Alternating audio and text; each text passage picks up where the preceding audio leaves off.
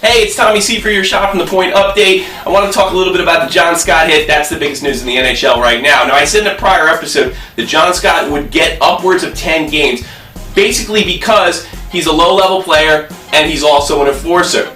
If you take away fighting, or you don't think that fighting is dirty, at least fair fights in the NHL, John Scott is a relatively clean player. He's never been suspended for anything like this before. Now, I expect, because of the media's reaction and overreaction, and even going as far to say that Ron Ralston should be suspended, I guarantee there will be an overreaction to this incident. Now, I'm not defending the Scott hit. It was a dirty hit, and it should be punished. But I do want you to listen to John's explanation right now.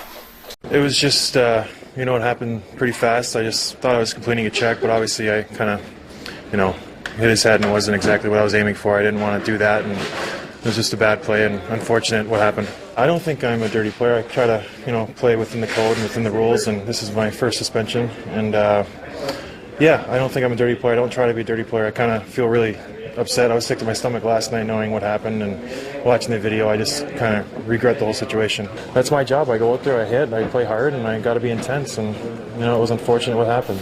Let me explain to you why I'm going to give John Scott the benefit of the doubt on what he just said.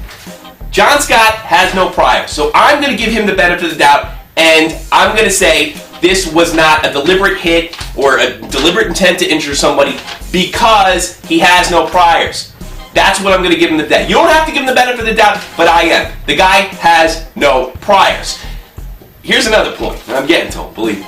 Ron Ralston's suspension talk is ridiculous. It's dumb. It is completely legitimate to put a fourth line on the ice against the top line to make a clean physical impact on the game. That's not what happened, and John Scott will be rightfully suspended for that.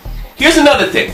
There is absolutely no evidence and no reason to believe that Ralston sent him on the ice to hurt somebody, as been suggested by TSN, Ryan Lampert, and a lot of other media. There's no evidence, and it's wrong to bring it up unless you have some. And if you're just going to say, oh, look what happened, can't you see it? No, I can't see it. It was early in the third, not late in the third. Then we'd have a different conversation. And if it was from a guy who committed priors, maybe we would have something to talk about. But we don't. All right, here's my final point on this. Suspensions and consistency with suspensions and guys committing priors. This is where it actually truly gets dangerous. If the NHL players are to believe that the only guys that get big suspensions are enforcers or lesser caliber skilled players, that is going to give license for star players to think they can get away with murder.